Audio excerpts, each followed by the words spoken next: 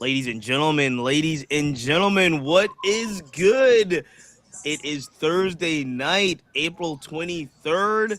This is the Black Baseball Mixtape Podcast, the Thursday edition. We are going live with none other than my guy, former Major League Baseball player himself, Lewis Brinson, is in the building.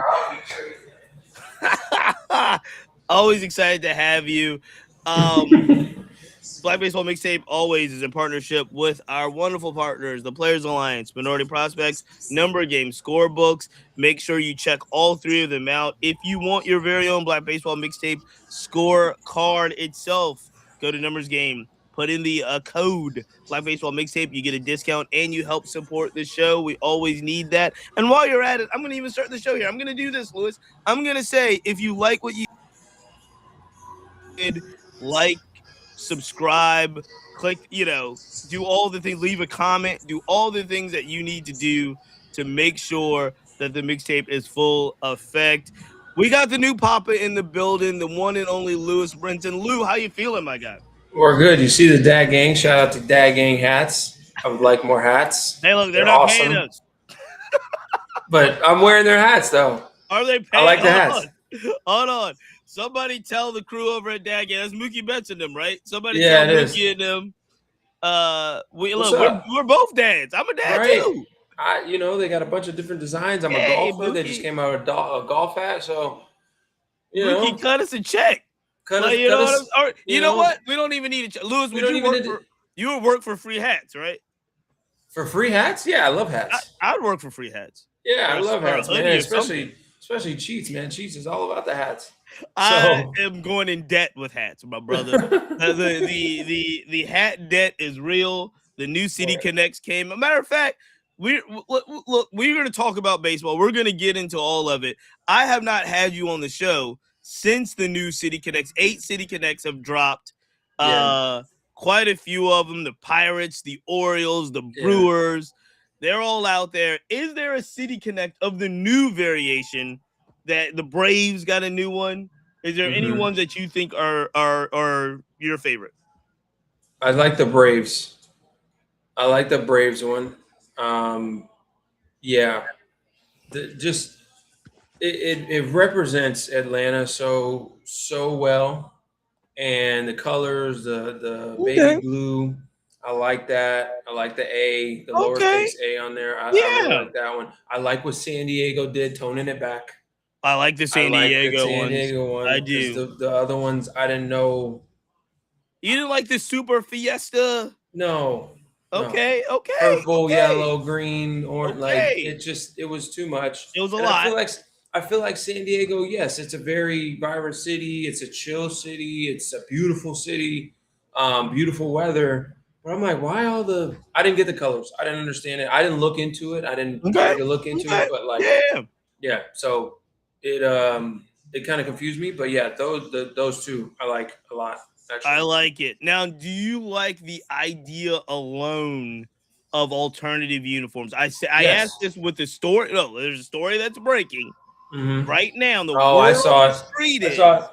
That the Yankee players in the Yankee clubhouse want to wear alternative road uniforms, different styles, if you will, than the traditional Yankees.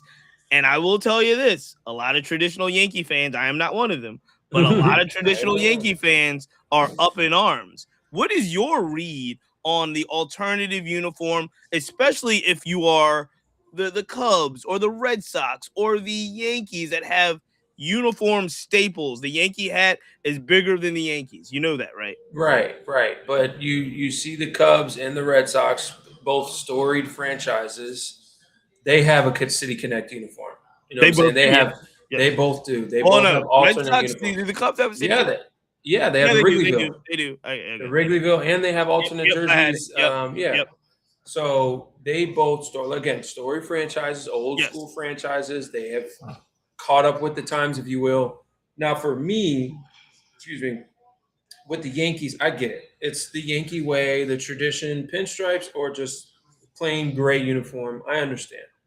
But I don't even say get with the times. It's just more of like that old way of thinking, old regime is not, you know what I'm saying? It's still there, but at the same time, you got players on your team that are putting butts in the seats that just want a little flair. It's not like they're asking to, hey man, can we add different colors to our uniform? Can we put purple in there? Can we put baby blue? No. Can we just wear our alternate jerseys to look, we want to put on our alternate jersey. Like what's the big deal? Even if they were to get a City Connect uniform, you could still maybe put pinstripes on it, but put a different logo or put it somewhere else, or I don't know. I'm not a creative designer for uniforms, but But you are I okay with the concept of I'm okay moving with it. on past Yes, the tradition of I the love alternate Yankees and jerseys, doing man. that. Yeah. And that's just me. Some guys are very plain Jane, they could care less. I feel like Ben Rice could care less if they have an alternate jersey. He's just happy to be in that lineup and be doing what He's doing right raking now. that. He's He's raking. raking right now. He's just happy to do that. He's very plain Jane. It seems like, I don't know him personally, but it seems like he's fine with anything. But like Jazz, I feel like Judge Giancarlo Stanton obviously is the one that came out and said, "Hey, it would be cool if we could wear alternate jersey, maybe a City Connect here and there, instead of wearing just pinstripes and the gray uniforms." I love the gray uniforms. They're like very plain, but very like old school, Sure. like 1920s. I feel like, you know what I'm saying, like a old school Field of That's Dream uniform. that's Yeah, the whole goal. You're wearing the yeah, same uniform that yeah, Yogi Berra wore, that Babe Ruth wore, that Joe yeah, DiMaggio wore. You don't have your name on the back of the jersey because none of those guys, Reggie Jackson, none of them yeah. have done, these alternative things. It's kind of quote unquote the Yankee way. Mm-hmm. You're getting to a point now where what was it? Last year was the facial hair. Yankees can wear beards, and now they want to wear alternative uniforms. And a lot of people are pushing back to say, if this was good enough for, Willie Randolph, if this was good enough for Ricky Eric Henderson, Jeter and all those guys, yeah. why is it not good enough for Aaron Judge and Jazz Chisholm? Okay, I feel that, but I get it. I get it, but they're not those guys. Those are different. No, They're different players. times. They're different guys, different times. Exactly. And it's more so like people are like, oh man, we're trying to follow the trend. And since when did the Yankees follow any type of trend? Yeah. You know what I'm saying? But you have different players now. The Yankees now have one of the most vibrant, outgoing, outspoken players in baseball, if not the most in baseball, in Jazz Chisholm. I'm not saying he controls what the Yankees should or shouldn't do on the field with their uniform or whatnot. I'm not saying that. Yeah, but I'm at not the laying same it time, at Jazz's feet. I would lay it at Judge's feet. Right. I would lay it at Judge's feet as well. Judge and is the captain, and he's the best player on the team by far. But at the same time, if Judge wants, I don't feel like I feel like, yeah, Judge would probably like be okay with an alternative jersey. I would assume he would. I mean, I think he has to be, because if this was not if Judge was, he didn't like it, it's not happening. If he wasn't at least okay with it, yeah, he would have shut it down a long time ago. Yeah. Right. Well, we can ask my brother-in-law. He's a big Yankees fan. He's actually right here. Hey man, you okay with the Yankees alternate jerseys? Yeah, he's cool. He's like doing it. He's like, let's make it happen. Yeah, he said, man, let's make it happen. We got a stupid patch. All right, last question on this. Do you think, because this whole conversation, as you mentioned, Chicago already had City Connects. Boston's had two different versions now of City Connects, the yellows and the greens. This conversation is a conversation that literally centers on one team. The Dodgers have had City Connects, a couple of them. Mm-hmm. This centers on the New York Yankees and no one else in all of Major League Baseball. In that regard, are the Yankees different? Tradition, valuation of franchise, that history that you talked about. Are the Yankees brand bigger in the sense of all the other brands that get to do this because they're not the Yankees brand? Does it give you any pause because it's the Yankees? And I think it gives everybody pause because it's the Yankees. Obviously, the Yankee logo is probably one of the most, if not the most famous logo in the world. You can go anywhere in the world and see a Yankee hat. And you can see a Yankee hat anywhere. They don't exactly. Yeah. They're just like, man, that looks cool. Or they see other people wearing it, especially in Japan. Yeah. There are no Japanese players on the Yankees except for the last one I think was Hideki Matsui. and Huge, they huge. love Yankee hats. Like My it's wife part was of in their whole. Montreal last weekend. She Yeah, said she saw a ton of Yankee Dad hats all I'm over. telling you. They don't care. So They don't care. because it's the Yankees, I feel like yes, it's a big deal when the Yankees want to do something different because they're so traditional, so the Yankee way, so we do things by the book, our own book. Yeah. And then when they try to defer from that, it's like, whoa, what's going on? This is top news. We need to scratch everything and put this on the top page. Yankees want to change the Yankee way. So, like, yeah, Yeah, it will forever be like that's that. the headline. That is the Yeah. headline. Mhm. I will say this. I need to see it first. I need to see I because need to again, see it. no, I'm saying no matter what they do, it's Yeah. gonna meet heavy criticism because you're in New York, you're in the Bronx, it's the Yankees. Any Yeah. City Connect uniform you go with, it's going to be bloody murder hell. Any alternative Sunday, it's gonna be a Mhm. problem. Uh Especially if you don't win in them. Somebody was jokingly in the comments mentioned the Seattle Mariners bring back the Seattle Mariner jerseys with no sleeves. Seattle, look, let me tell you what Seattle did right. Seattle did. They're doing Steelhead Sunday. Are you familiar with this? Yeah, I think I saw. Seattle Steelheads Negro League uniforms from Yeah. 1946. Super clean uniform, Mhm. super beautiful, and you have the backstory of the Negro Leagues in there. The first and only Major League baseball team that are consecutively wearing Negro League uniform. Like they might have had like a Negro League day, but to do Yeah. it every Sunday for an entire season. And I'm telling you now, who gonna criticize that? like, I you gotta go out your. You can even say you look, dog. You can look. You can even say, I don't really like those uniforms, but you're not gonna criticize the story. You're not going to You criticize the better not story. criticize the story. I dare you to I criticize the dare you. story. And I so, dare you. look, if there's a way that somehow the Black Yankees can be put in, because that was the Negro League team, the New York Black Yeah. Yankees, that played some games and their hats are sweet. If you ever see the New York Black Yankees, CC has worn one. Have you seen the I New York Black Yankees? I have one. They're I awesome. have one too. I Oh think you've man. seen. So Yeah, that's how the I've worn it Yankees around you can do guys. it. Hmm. Yankees And I actually got in put, Japan. Oddly enough. put Yankees put the white people in the corner. Have them come out. Have all those WFAN guys come out and be like, "We're not going to wear Negro League uniforms. That's crazy." And see what happens in New York City. Right. See what happens. I that's dare you. that's my answer. I've solved the problem. I dare you. With that said, you mentioned. Look, we did mention Jazz. We mentioned Judge first as the captain, Mhm. who, if you're actually looking at kind of the season that the Yankees are having right now, they are actually now 2.5 games up in the all of the American League, which is a surprise. Last week they weren't. They were still up in the top three, top four, but they Yeah. weren't solely number one. Now they are solely number one. They're 16-9. Judge is unreal. Guys are in 9 home runs, 17 RBIs. Ben Rice, 8 home runs, um, 18 RBIs. They are matching historic duo numbers in regards to the first 22 games, how many home runs and RBIs they have. Uh, Seems as if Luis Heel, we were a little worried about. If you're a Yankee fan, he had a strong outing the other day. Mhm. Still got to be worried about the pitching and bullpen just a little bit right now, but this is early enough in the season. They've got a big enough lead. I will tell you this: the biggest point of concern you should have is the gentleman you mentioned coming off of a breakout, you Mhm. know, breakout season, 30-30 and all kinds of things.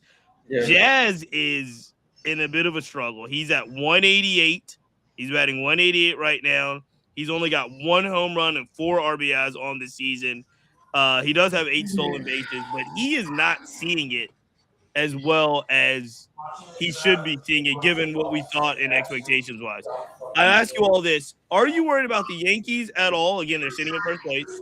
Are you worried about Jazz? Are you worried about Judge or Grisham or anybody on the Yankees No, side? I'm not really worried about the Yankees. It's just more of like I think they're going to be there in the end, barring any injury. They're going to get Garrett Cole back. They're going to get Carlos Rodon back. I don't think I'm worried about Jazz. Knowing Jazz traditionally and for real hates the cold. So that first month of the season, he has always struggled. He always, gets in his head, whatever the case may be. He does not like the cold. Nope. But at the same time, not an excuse. Still got to perform. You're a major leaguer getting paid. Still got to perform.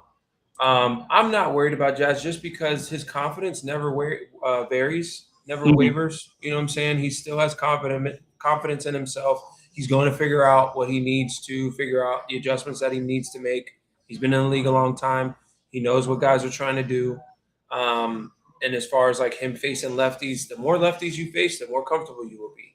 Mhm. So he's just going to have to play against lefties now. That's not up to him. So, it is what it is. If he sits, he sits. If he plays, give it all you got. Like I said, he still has 8 stolen bases. Every time I watch a Yankee game, anytime he gets on base, he's wreaking havoc and he causes problems for the other team. Speed always kills. So as long as he always brings that to the ballpark, he will always be an asset to the Yankees. Not worried about Judge. Period. Dot. We'll move on. Yeah, why would we be? I'm not worried about Judge amazing at all. He will figure it out. At the end of the year, Judge's numbers will be where exactly they need to be. Grisham, a little bit of part of me is like, okay, was last year the peak of Trent Grisham? You know what I'm saying? Was last year the best that we're ever going to see from Trent Grisham? And then is he going to be the player that, we traditionally have seen? Maybe not a bat first guy, defense first guy. Last year hitting 30 homers. That was crazy. Last year was an amazing year for Trent Grisham. Trent Grisham is a good player. He was he was a great player last year. Exceeded tons of expectations last year. Yeah. And I don't think you very much. I said this about Kyle Riley too. You can't expect Kyle Riley to do what he did last year every year. Correct. I don't think you can expect Trent Grisham to do what he did last year every year. However, they've still got to be very good players. They've got to be good players. And I think that's where I think from some people I've talked to, and again, I don't watch the Yankees every day. I watch the Yankees a lot, but I don't watch them every day. Some people I've talked to, I think the question is, how good is Grisham? I actually tend to think he's good. This is a guy that had some Gold Gloves in San Diego, I think, before he got to New York. I think he's a good player. They are, there's some guys that are waiting in the wings. If you name a guy like Spencer Jones or Jason Dominguez, there are folks that are like, all right, these outfielders are kind of waiting in the wings. But I think Grisham is a really good vet. I think he's a good player. He's a vet. I think he's a great player too. Defensively, absolutely, he's a smart base runner. He's a smart baseball player. And he gets on base. He knows the strike zone. You know what I'm saying? But is more of, like I just said, was last year the best you're ever going to see from him? Yes. Is he ever going to? Yes. Yeah, probably. The answer is yes. Is he ever going to get back to or close to that player again? You know what I'm saying? Because I don't necessarily think they need him to be that guy to make it to where they want to be deep in the playoffs. They're going to need everybody all hands on deck to even have a chance against the Dodgers. So it's more of like, because the Dodgers, one guy could be struggling and then 8 guys could be red hot. Sure. You know what I'm saying? It seems like the Dodgers, nobody really wavers. We're going to talk about the Dodgers. We're going to talk about the Dodgers. But before we do, we talked about a little bit about the Yankees, who are top seeds in the AL, in the All-American League. Yeah. The top team in all of the National League as of today, as of right now, is not the Dodgers. It's not the Padres. It's not the upstart Reds. It is those old stalwarts who it seemed like they hit a blip last year with injuries and a slow start and couldn't recover. But it is the Atlanta Braves. And I'm not surprised. Okay, because I am. So you tell me why you're not surprised that the Braves are sitting at 18-8 and a half a game ahead of the Padres and Dodgers. Talk to me about the Atlanta Braves. Have you been able to watch them a lot? Yes, I've been watching the Atlanta Braves a lot. Now that they have everybody back, healthy.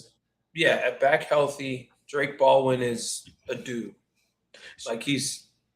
Go ahead. I got a lot to say about this. He's a dude. But if they have everybody that they need back and healthy, my biggest thing is Austin Riley being back and healthy and doing what Austin Riley does. But playing against these guys, those guys, like that lineup just gels so well together. At Acuna at the top, and then Drake at the two hole, Mhm, Olsen, mhm, Riley. You can kind of mhm. mix and match and flip Yeah, those guys. Dubon has been a surprise. Dom Smith, our boy Dom Smith, has been killing it. huge surprise. You know what I'm One, saying? one of the So most like, feel good stories of baseball right now. and he's hitting seventh, eighth. So you have that at the bottom of the order. Michael Harris, he just got hurt, but Michael Harris has been doing his thing. Like I said, Dubon has been filling in at shortstop. It seems like it's been a revolving door at shortstop for them. But like every that lineup just gels so well together. Ozzy Albies is back. Their pitching has been solid. Their bullpen, they got two closers now in Suarez and Iglesias. Like they're clicking right now. Everybody is exactly where it needs to be. But my biggest thing is having Austin Riley back healthy, and that lineup just gels so well together. So I'm not surprised. Again, playing against these guys, I'm not shocked at all. So the Mike Harris news, did you break some news or did he get pulled out of the game today? Mike Harris had 2 home runs yesterday, and Yeah. he was 3 for 4 today with 2 RBIs. Did he get pulled out of the game? I thought he got pulled out of the game yesterday. Okay. Or one of these days. I thought there was something. I thought I saw something. I could be wrong. I thought I saw something where I think Harris he got hurt. is good to go. Harris Quad. Yes, so quad, but not expected to miss time after early exit. That was yesterday. okay. Because Mike had 2 home runs yesterday, and what we called a Black Baseball Mixtape Instant Classic, because there was 2 home runs from Harris, a home run from Baldwin, a home run from James Wood, and a home run from Dylan Lyle. I think there was 5 home runs between American-born Black players. I want to say 8 RBIs yesterday between the Nats and the Braves. They played another game today. Braves win 7-2. But, and I'm going to let you know, Lewis, I wish I had like sound effects. I don't. But we went back to the crew and we discussed the Lewis Brinson's first ever. It's on the record. First ever. Who would you rather have? Last time you were on the podcast, the question was between Nick Kurtz and Roman Anthony. And I will say, I was surprised at how fast you said Roman. It was like, obviously, we give a lot of credit to Nick Kurtz. We put these together because they are very good questions. Yeah. But you were very quick to name Roman Anthony. We took that to the crew. The crew vehemently disagreed with you, by the way. Okay. There was at least, I want to say, there were 4 of us, and I think 3 of the 4 took Kurtz over Anthony. Because you guys love homers. Love homers, bro. I don't want to relive the past. What I want to do is jump to the future, because this is tonight's first Who Would You Rather Have for the next 5 years. So you are GM. Who would you rather have for the next 5 years? Right now, would you rather have 2 Atlanta Brave teammates, the aforementioned Michael Harris, or the aforementioned Drake Baldwin for the next 5? Man, that's tough. It is. Both are, very Mike Harris already got paid, so I already got. But they're young. Mike Harris for the next 5 years. They're young. I'm gonna go ahead and say Drake Baldwin. All due respect to Mike Harris, dynamic player, goes and gets everything in center field, great base runner. Solid 20, 25, 30 guy. Can I throw? I understand, and you should finish this, but can I throw out there, because some people, because Harris has been a more known entity. Harris won Rookie of the Year. I want to say, what is it, 2 years ago?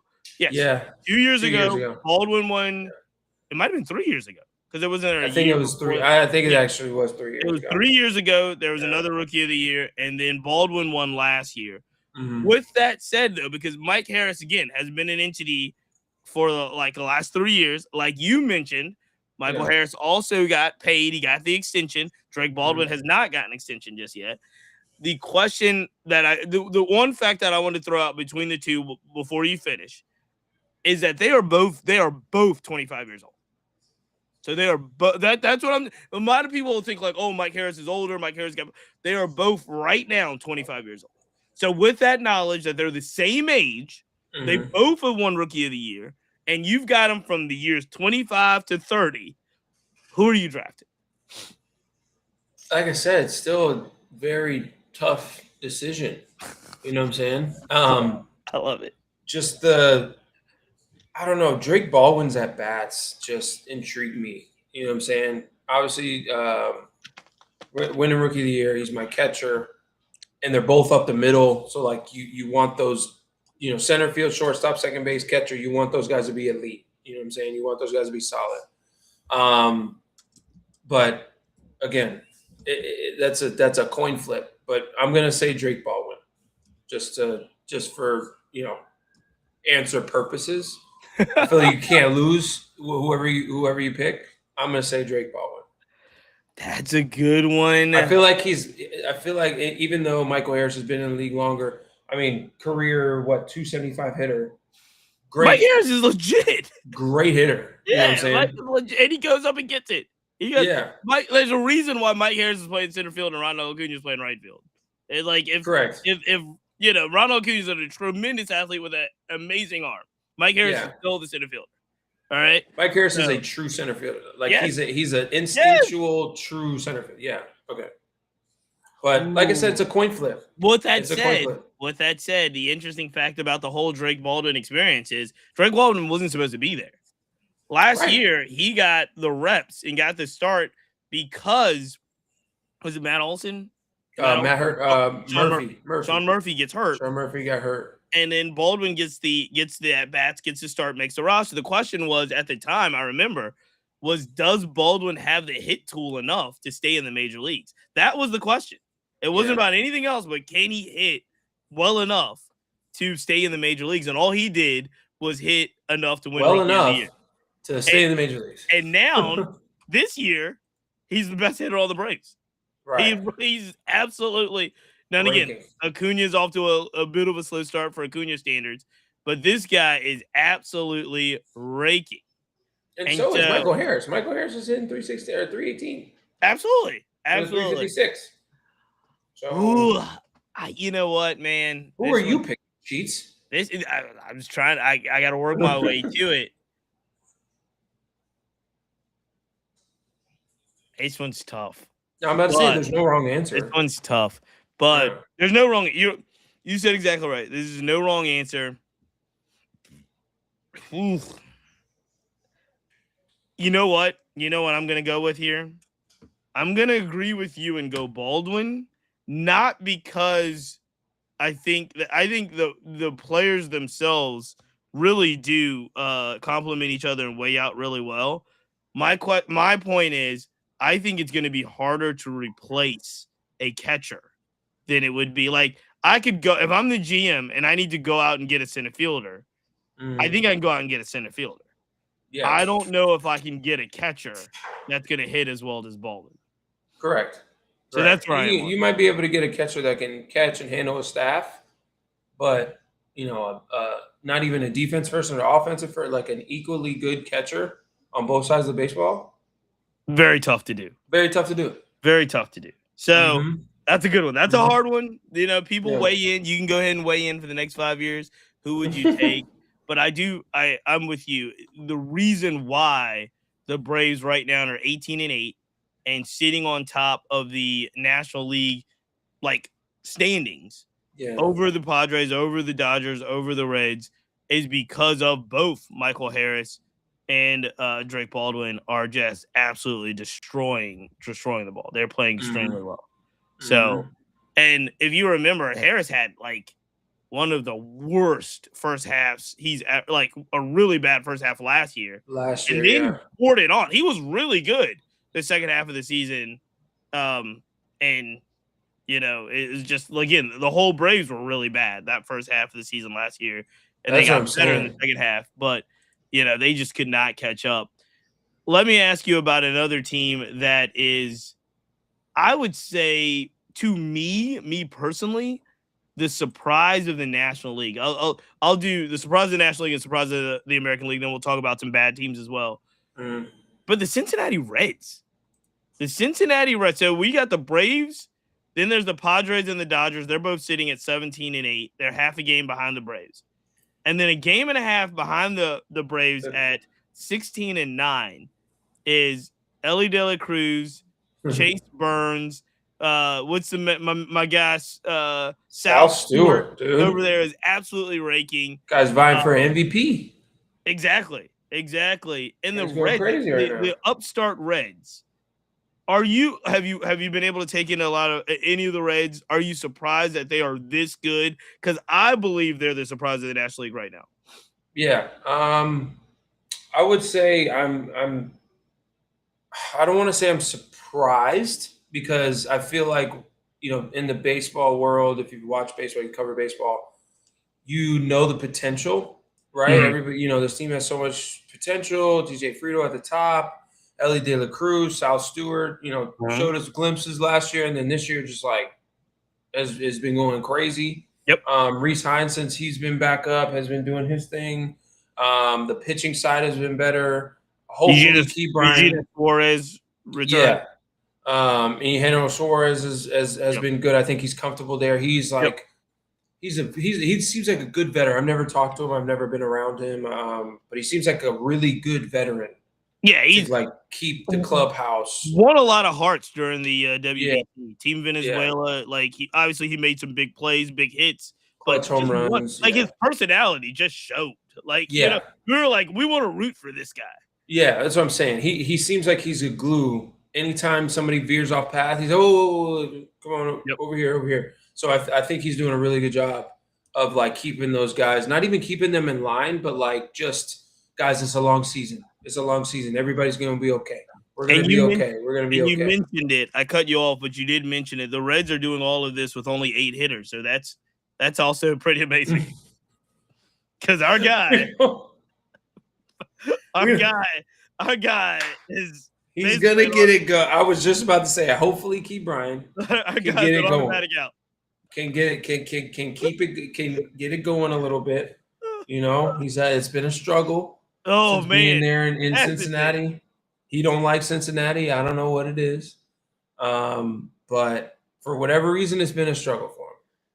He had a good day the other day, though. He did have a good day the other day. He hit a home run. Before that, I think he was 0-30, 0-31. Key Bryant Hayes is batting 0-81 for the season. It's a tough place to be. 0-81 for the season. And when I tell you this, I'm not doing this to pick on him. I'm just giving you the numbers as somebody that tracks black baseball very closely. He's batting 085, 59 plate appearances. That's a lot of plate appearances for someone that is just not performing at the plate. Right. Like I said, for whatever reason. He plays every day. They let him come up to bat 3 or 4 times a game. You get to a point where you're pressing. As soon as you get to the ballpark, as soon as you go in the training room, as soon as you go in the cage, you're pressing. You know what I'm saying? Game hasn't even started yet. You haven't even done your warm-up routine yet, and you're pressing. But can I ask you a question? Into the game. And I mean this in all seriousness. That is also not his job per se. Key Bryant Hayes is known to be a defensive specialist. He is known to be like a Brooks Robinson type defensive player at the hot corner. Right. He wants to hit. I'm sure he wants to hit. He's doing all the things he needs to do in the cage. He's doing all the things. But if your primary job is to be defensive stopper, do you feel more pressure if you're I'm playing great defense? That's why they got me here. Do you feel more pressure to perform on the defensive side or the offensive side? No, again, here's the thing. Here's the thing. This is a question that's usually reserved for 3 positions: shortstop, center field, and catcher. And in modern baseball, contemporary, the baseball that you play, Lewis Brinson, contemporary baseball, that has even gone out the window. Yeah. I remember there was this long-time story where Willie Mays gets called up to major leagues. He's playing for the New York Giants. He's young, he's nervous. And Leo DeRocha was the manager at the time and was like, man, if you can just hit 200 and play center field, we want you to play center field. Mm-hmm. We don't need you to do all the hitting in the world. We got other guys for that. now some of the defensive, like if you go back to the 80s, like some of those short, like a Rafael Belliard, like those guys weren't doing what shortstops are doing. They weren't Bobby Wicks or Gunnar Right. Henderson. You know what I mean? They Right. were Right. defensive guys, right?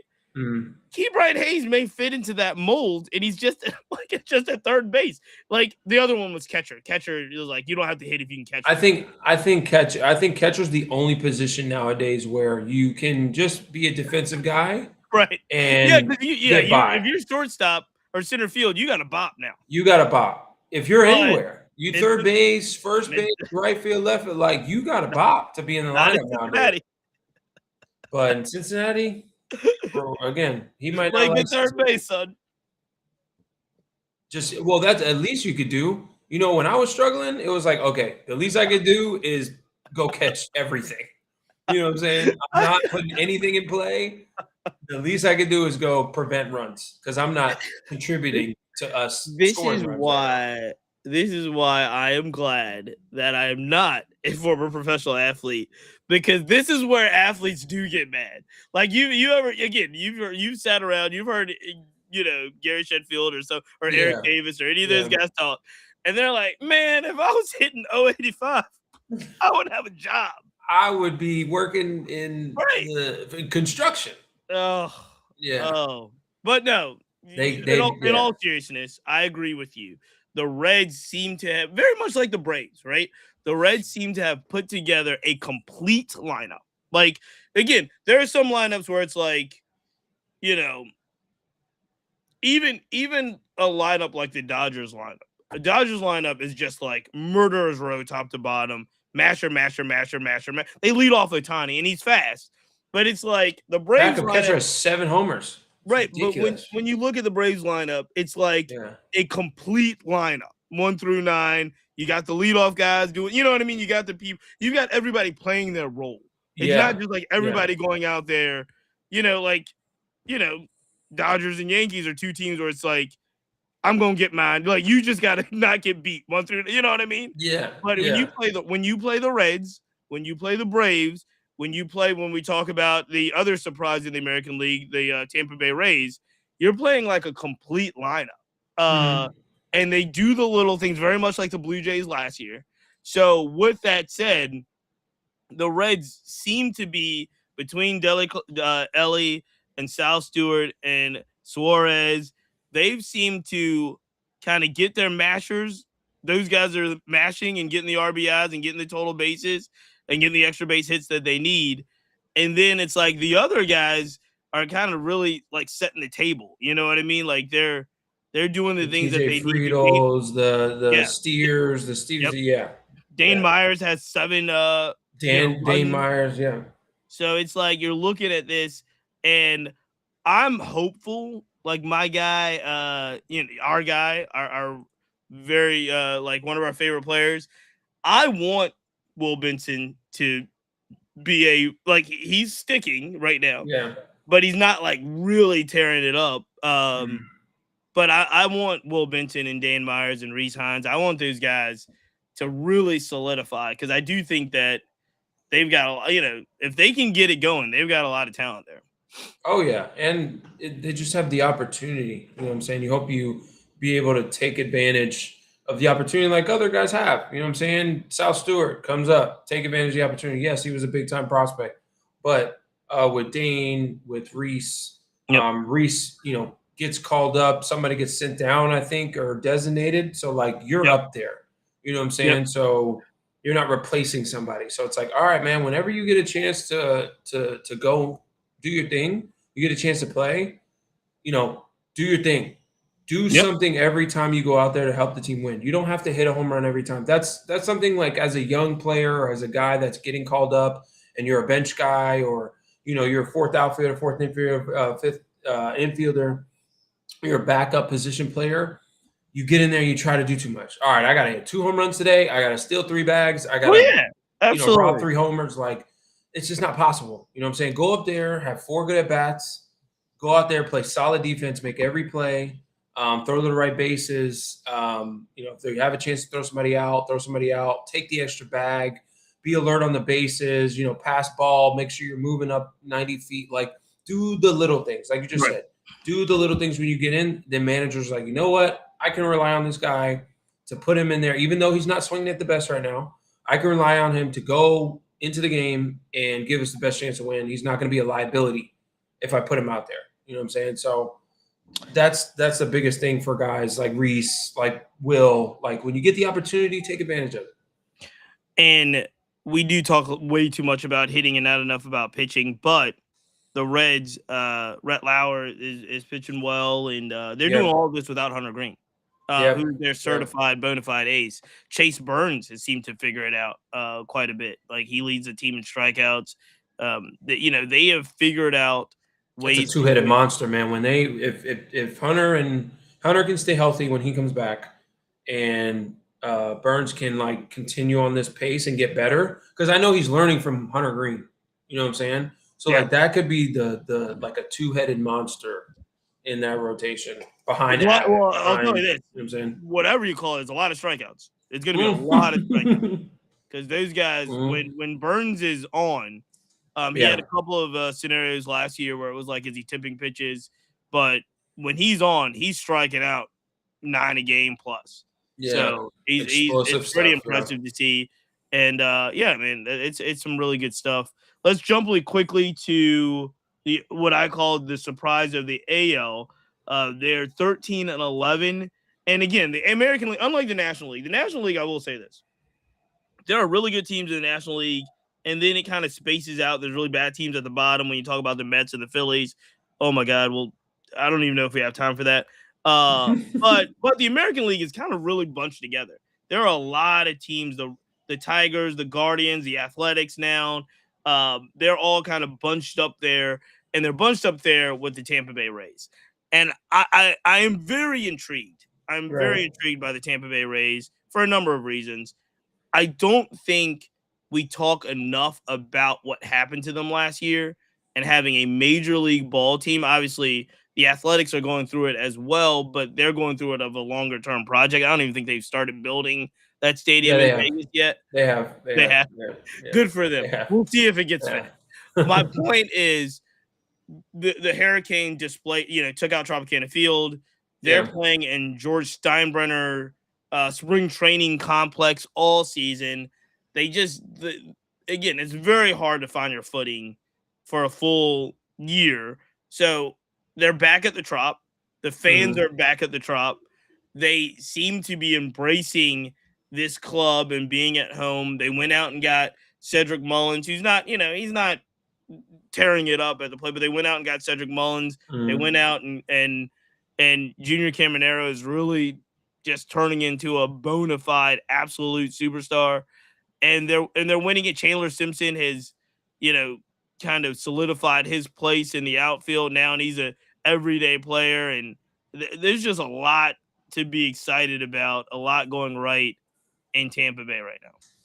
It's just what every single, like, we got to stop. It's like the Guardians. Like, we have to stop being surprised that the Rays, even though they don't have any, like, the Judges and the Otanis and the Trouts and the they got Caminero, though. They have Caminero. He's turning it. Yeah, he's turning into one of those guys. But, like, this is his second year. The league will adjust. Let's see how he adjusts to the league. He's in 260 right now with an 824 OPS. So, like, he's doing his thing. And he's, like, I think penciled in for 30 every year. You know what I'm saying? Yeah, he's that good. Like, he's so good. He's penciled in for 30 every, especially in that ballpark. Yandy Diaz is one of the best hitters in the league. Not even in the American League. In the league, Jonathan Aranda has been, solidified as like a good at bat every time. Like you said, Chandler Simpson, if he gets on base, like, you might as well just chalk up a run. Just start him at third base. He's batting 323 with 7 stolen bases. Right. And just, again, solidified his spot out there. Mm-hmm. And I love that he's staying within himself. When the game is so launch angle and I got to hit the ball at the ballpark, it's like he knows he's not that guy. I know what my job is. My job is to hit the ball on the ground, hit the ball in the gaps, and run. You know what I'm saying? And create havoc and create problems for the defense. And that's what he's doing. So, love that he's doing that. My former teammate, Nick Fortes, hitting 290, getting traded over from the Marlins. He's doing good. Like, Richie Palacios, when he gets a chance to start and play, he's doing his thing. Like, they just get they just get solid guys. You know what I'm saying? That put the ball in play baseball the right way, fundamentally sound. And then their pitching staff, they always get guys that just have good stuff, but like other guys like throw out. And then they get to the Rays. And every time I ask somebody, I asked Brett Phillips, I've asked a couple guys that have come over from the Ryan Stanek, guys that come over to our organization that play for the Rays and they'll come over to us. I'm like, yo, what's the secret? Like, what are they telling you guys? Do they have some sort of guru over there? They're like, dude, literally the pitching coach and all the pitching staff, they're like, hey, listen, you have great stuff. That's why we got you. Here are all the metrics. Here what you need. Here's what you do bad. Here's what you do good. Here's what we can help you out with. But the main thing is throw the ball right down the middle. Throw the ball right down the middle and let your stuff play. You know what I'm saying? So like that simplifies everything for a pitcher. To like, okay, I don't have to hit my spot. I don't have to work on outside corner. I don't have to work on down and away, down and in on lefties, down and in on righties from the lefty. Like it just narrows everything. Throw it down the middle and let your stuff play. You know what I'm saying? Because you always see guys coming out of the bullpen like, bro, who is this guy? Yeah. Who's this guy throwing 97-mile-an-hour sinkers that move this much? You know what I'm saying? And sliders and cutters and splitters. Like they always have some great built bullpen arm that either they trade off or he becomes a great starter, great reliever in their rotation. And I've heard from multiple guys, they're like, listen, they just tell us to throw right down the middle and let our stuff play. So that's what they've been doing. So we have to stop. I think we have to stop being surprised that the Rays are up there with the best teams in the league now. You know what I'm saying? Yeah, look, I don't disagree with you at all. Now they have to get past the hump and go to the playoffs and like do their thing. But I was like, because again, I'm so enamored with looking at the constructs of the teams, right? Looking at the rosters from top to bottom. And again, if you look at both the Rays and the Reds and you don't know who the personnel are in a way that's like they're more, they're not as household namey, then you're looking at it and you're like, man, how are they doing this? How are they? You look at their pitching staff and you're like, how are they doing this? And again, I'm with you. I think Caminero is just, like you said, pencil him in for 30 plus. Yeah, and he's the dude. Even when we were at the WBC, as big as those names were, Vladdy, Tatis, everybody, Machado. The guy you didn't want to see coming up to the plate was Junior Caminero. Junior Caminero. You thought you were going to get a break with Caminero. All he did was hit the ball over the wall in the biggest spots. He was awesome. Yeah. And I think he was awesome last season, breakout season last season. He comes through and carries it around. I think he's already carrying it around this season. And I think the thing about Caminero, and Albert Pujols was talking about this, because remember, they were calling him the water boy, and because he wanted to, he was like, I'll be the water boy on this team. All the guys were calling him the water boy. They were like, I'll never forget, after a WBC game in the press conference, Pujols was like, the scariest thing about Jimmy Caminero is he doesn't know how good he is. He doesn't know what he's doing. He doesn't know how good he can be. Yeah. He doesn't have like the what Albert Pujols has, like that savvy of like being a hitter. He's just going up there, see ball, hit ball. I feel like right now. And Caminero's 22 years old. We just talked about Harris and Baldwin being 25. Yeah. Junior Caminero is 22 years old, and he's a flat out bona fide star. So Tampa Bay has some things to be really excited about. I think Cincinnati has some things to get excited about as well. Braves are starting to put it back together. We'll be on Yankee watch all season, as we always are. But let me switch gears and ask you, and we won't go too deep into this, but pick one. Who are you the most worried about? At the bottom of the Major League Baseball charts sit the Red Sox, Mets, Royals, and Phillies. Those are the bottom four teams.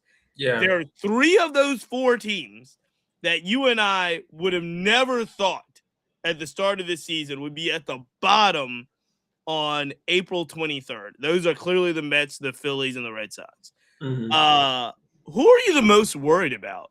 I know all the clamoring is about the Mets, but Philly they're off to their worst start since 2015. They just released our guy Taijuan Walker today. And the Red Sox, who I predicted to win the AL East, are terrible. They're terrible. They're awful right now. Yeah. It's I'm worried about all three of those guys. I'm worried about the Red Sox, I'm worried about the Phillies, and I'm worried about the Mets. But the team I'm most worried about is, I want to say the Mets, but because until they prove that they are legit, Yeah. then we have to stop. We have to see what they're gonna do. You know what I'm saying? I know they're full of talent, got And the most let's money also, on I the know we talked about field. those three, but I actually thought the Royals were going to be good too. So the fact that the Royals are in the bottom four of this is not like I don't want to overlook them. They're Yeah. underperforming. You're right. They are underperforming, but it's more of okay, the Royals have some good guys. Obviously, Bobby Witt and Pasquantino, he hasn't really gotten going yet, but you guys, you have to prove to me that you guys are in the top tier of teams that could be consistent. You know what I'm saying? Yeah, they made the playoffs, but as far as the Royals being a team like the Rays, I'm not surprised by the Rays. I expect the Rays to be there every year. I don't expect the Royals to be there every year until they are there every year. So it's not Yeah. I'm really shocked that the Royals are down where they are. It's either they are or they're kind of under or they're overachieving in my opinion. Interesting. But with the Phillies, I just and I played against them. I played against a lot of these teams. I played against the Phillies. It's a scary lineup, man. With Schwarber and Yeah. Harper and Yeah. Turner, and once they get Bohm and the Adolis Garcias they got, once they get Wheeler back, he's starting Saturday. I think that's going to jolt them a little bit. You just lost Duran at the back end of the bullpen. I feel like that was their safety net with 1-run games now. Okay. So you just lost JT. He's got lower back tightness. They just put him on the IL. So it's they're losing the window. You know what I'm saying? How many more years are we going to talk about the Phillies being, the team to challenge the Dodgers? Again, it's all with a grain of salt because it's very early. You know what I'm saying? We're almost out of April. It's early. It's early. You still got 4 months left. It's a long season. A lot of stuff can happen. It is still early. Okay. But my thought is it's early. You can't win it in April, but you can lose it in April. Start losing it, and these guys are at the bottom. So you could definitely lose it in April. Braves last year, they got it. You can't get to June. Right. Okay. So let's go through. So talking about the Phillies, let's go through the National League East. The Nationals, I don't know what to think about the Nationals. I really don't. They're a black baseball mixtape. They are.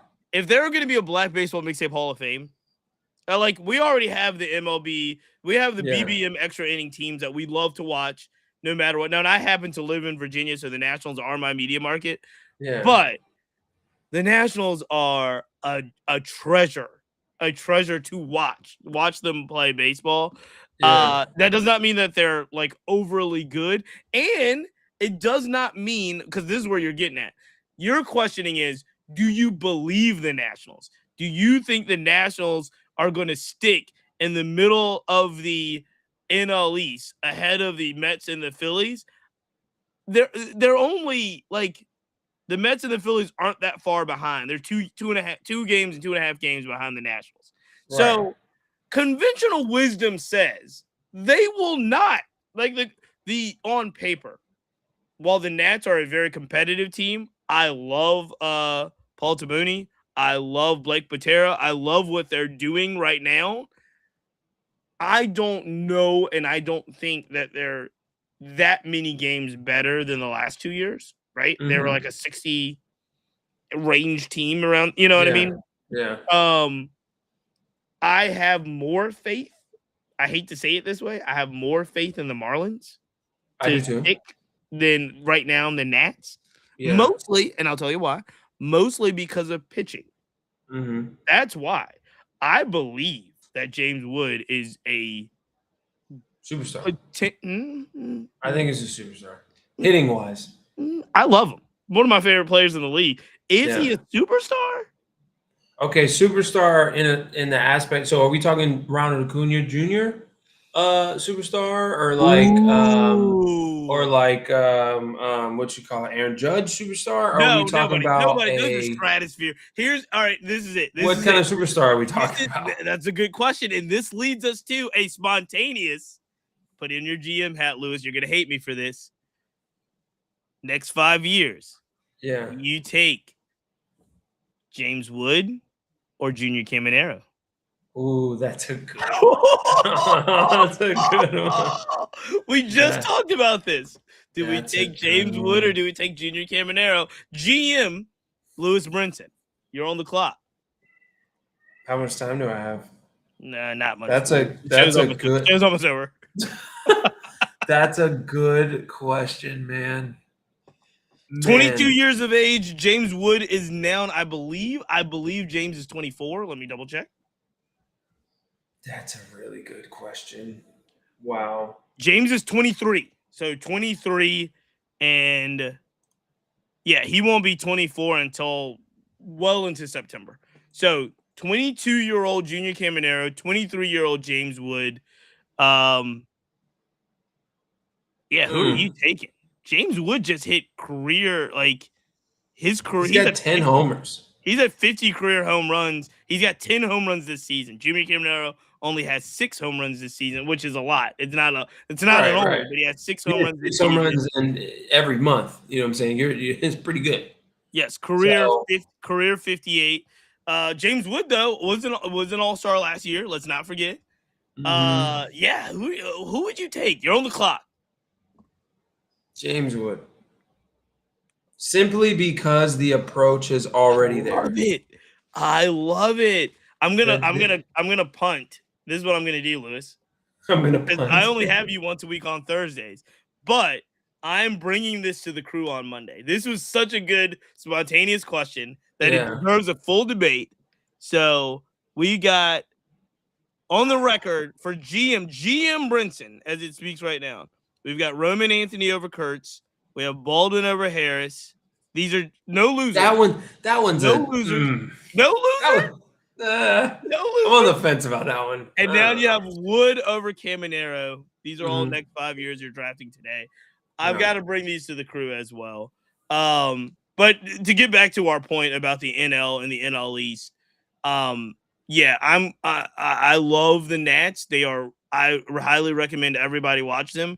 They're probably, in regards to personal favorite teams in the league, I'm self-deprecating just to say I don't think they stay ahead of the Mets and the Phillies. I don't either. I don't think they're able to sustain the success that they've been having. So it's like the Phillies, I feel like, will eventually get the wheels turning. You get some guys back, you hit a stride, you go on a 10-gamer. You know what I'm saying? You start to feel out the season. They've been through a lot longer and a lot more than the experience Nationals matters. and the Marlins and stuff. Yeah. And again, this is why I understand that you're in New York and you're in Philadelphia. I understand the Mets collapse last year, which was absolutely atrocious. And if you have PTSD about that, I understand. Listen, man. I understand that the Phillies are expecting and wanting to win. But here's the thing. Like, top to bottom, look at these rosters. Zach Wheeler's coming back for the Phillies. You know what I mean? That they're going to get stronger. Yeah. And they've got really talented players. The Mets just got Soto back. You know what I mean? Lindor's going to figure it out. He always starts slow. This year it's been pretty bad overall in regards to that. But I just think those rosters, I hate to say it, they have to underperform to be this bad. And when you look at the Marlins and the Nats, they have to overperform to be as good as they can be, right? Correct. But my argument with the Mets is like, listen, on paper, one of the best rosters, 1 through 9 in the league, at least 1 through 6 in the league. But until I don't know what it is, but when guys put on that New York Met uniform, or it just, I don't know what happens. There's a curse on it. It's just guys that, either aren't used to, you get Luis Robert. He's playing a little bit better, but still he's kind of evening out a little bit. he comes from the Chicago White Sox. There's no pressure to win. There's no pressure to do anything. You know what I'm saying? And then you have Bo Bichette coming from Canada, coming from Toronto. They love you no matter what. Yeah. You know what I'm saying? But like you get to New York, and now it's like I need you to go 3 for 5, or you suck, and you're gonna get booed every single day until you figure it out. You know what I'm saying? And then on the pitching side, same thing. There's a lot of pressure. You come in the game, Luke Weaver, Devin Williams. You know what I'm saying? You come in the game, and it's just a lot of pressure on you. So until the Mets as a team, because there's such a like gray cloud. I don't want to say a black cloud because it's like a gray cloud over that organization of like what's going on in that clubhouse. Like we've always had so much questions. Soto, Lindor. Was there a problem with Nimmo and Lindor? Was there a problem with Jeff McNeil and Lindor? Like, sure. You know what I'm saying? There's so many questions of like, what is happening with that culture in that clubhouse? Yeah, when they hit a big home run, it looks great. Everybody's cheering, high fiving, whatever. But like something's going on within that organization to where they can't get over the hump. You know what I'm saying?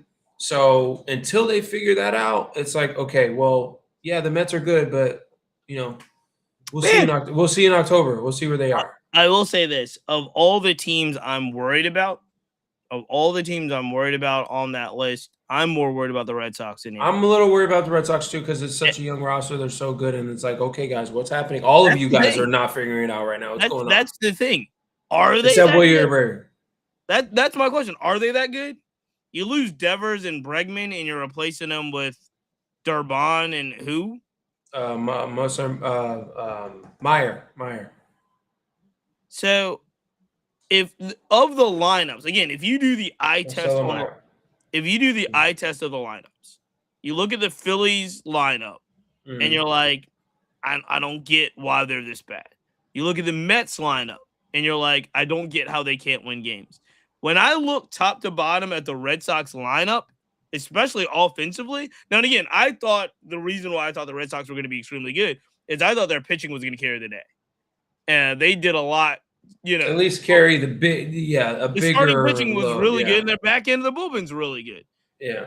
Their pitching hasn't been as good as it needed to. And this team is not a murderer's row of hitters. They're just not. No. They're side by side with other teams. If you look side by side with all the teams in the AL East, the Red Sox lineup 1 through 9 is probably the one you're like, we can go get those guys. Especially if Crochet's not like pitching 9 and striking everybody out. Right. I just thought, coming off of last year with Rafaela, sent 257, Jared Duran's kind of, bad start. Yoshida's doing his thing. I thought Wilson Contreras was going to eat up, the Red Sox market. Nope. William Abreu. He's the only one in my mind. He's like the only one balling is Abreu. He's balling. Yeah. That's what I was like. That's what I was like, William Abreu. I thought Caleb Durbin was going to come over and not kill it, but just be a solid guy for them. He hasn't figured that out yet. I thought he'd be better. Yeah, I thought it would be a lot better. I really liked that move, honestly, to get a solid, fundamentally sound coming from the Brewers, coming off that mindset. But sometimes the culture has you play. You get the best out of a guy because they're in that culture. I'm not saying the Red Sox have a bad culture. I'm just saying the Brewers had a solidified, Pat Murphy had those guys in line playing for each other, playing their style of baseball no matter what, and just utilizing everybody's role to perfection. I'm not saying Alex Cora can't do that, but for whatever reason, again, still early, but for whatever reason, it just hasn't clicked for them for Durbin, and he hasn't really looked like the guy from the Brewers last year. No, again, still early. Has time to kind of pick it up. None of them have looked comfortable or good. Abreu's comfortable is a very, very good term. Very good word. Nobody looks comfortable, and he's just super talented. I think he's just really talented. I think he's a talented player. I think he's the sweetest. So I don't know. I don't know. Yeah. With that said, Lewis Brinson, we are coming up on the hour, my guy. As always, we appreciate you taking the time to talk to us about what's happening up and down Major League Baseball. Obviously, putting on your GM hat, making some of the most impossible questions that real GMs will never have to deal with because You're not going to get these options. Yeah. So, man, I'm excited. I know you are doing your thing as well. You can find Lewis on all social media. So make sure you tell everybody where they can find you, Lou. Yeah, we're Besides gonna here on go. Thursday nights. But besides here on Thursday nights, Instagram at Lewis Brinson. The YouTube page is coming. Look out for that. We're gonna do a lot of cool content: golf, baseball, interviewing guys. We're gonna do a lot of cool stuff with that. And then the Clubhouse Lounge will be back eventually. Yeah. Stay tuned for that. Good. Catch me on CBS Sports HQ. Yes. Talking ball, talking Mets, Dodgers, Yankees, all kind of stuff. Catch me on there, and then catch me at the park with my son. That's about it. That game. They've got to figure. We got to figure this out. Catch me out in Rickwood too. I will be back playing. Congratulations, Rickwood East West Classic. East West Classic. I will June be back. I 19th, will start. Friday. I start training May 1st. All right. Start training May 1st. You might as well get going. I don't need that much time to ramp up. I'm pretty sure I will also be back down in Rickwood. All right. The idea is for us to figure out a way that we can do a podcast there, a live podcast. Hopefully more details on that will be coming as we continue to work through all of the things that we're working through logistically to make this schedule work. You're not where I am right now, but I've got an 11-year-old who's playing Little League now, and he's practicing with travel, and we're coaching teams, and we're trying to balance all that out and then get to ballparks and get to events and talking at interviews. I did Yankees top prospect George Lombard Jr. this week. Really excited to talk, like an exciting conversation to talk to him. Callan Moss, Altoona Curves, Brooklyn in the building. I talked to him last week. The manager for the Somerset Patriots, AA for the Yankees, James Cooper used to coach and play and coach at Grambling University. Is fantastic. He was out at Swingman. It was the first time that we got together. Was out in Seattle for Swingman, so he was on the podcast. I interviewed him for the podcast this week. So there's just a lot going on. A lot of fun things too. I think one of the things that is interesting, especially when you talk about baseball and black baseball, and this is something we'll do in the future. We can't do this now. We don't have time. But if it was like brands, like if I'm Nike, if I'm Jordan Brand, if I'm King Griffey Jr. with Swingman, and I'm now starting to see the culture change marketability wise, and I can start to recruit athletes to appeal to a demographic that's more underserved, more urban, more like, who do you get? This is not for today, but who do you get as like your top 3, top 5 baseball athletes that is going to be the new baseball edition of Jordan Brand, ambassadors, if you will? It could be like a King Griffey Jr. or a Deion Sanders type, but obviously those guys can't play anymore. So it's like, who are the 5 guys that you get now to try to appeal to this next generation of baseball players? I'll think about it. It's a good question. We'll have to leave it there. Ladies and gentlemen, I want to thank our sponsors again, the Players Alliance, first and foremost, and always Minority Prospects. It's that time of year. Make sure you go to Minority Prospects. That's MVP Takeover, both on the baseball and softball side. Find out all their camps that they've got going on, all their All-American games that's coming up as well. And our scorecards, our family, that's right, Numbers Game scorecards are here. They're in the building. If you want your very own Numbers Game scorecard, Black Baseball Mixtape Edition, make sure you jump over to Numbers Game scorecards, put in the promo code Black Baseball Mixtape. You'll get this. Not only will you be supporting our show, you'll probably get some extra goodies as well, because those guys are fantastic. There's also merch. We've got Black Baseball Mixtape hoodies, t-shirts. They're all they're all around. We got the Substack as well. So make sure, number 98. We're number 98 in Rising Sport. There you go. Congrats on that. Yeah, man, it's a lot going on. So make sure you and And then we've got over 100 folks in the Discord. So all of that's going on. We're going to have to leave it there. Want to thank you. Want to thank Lou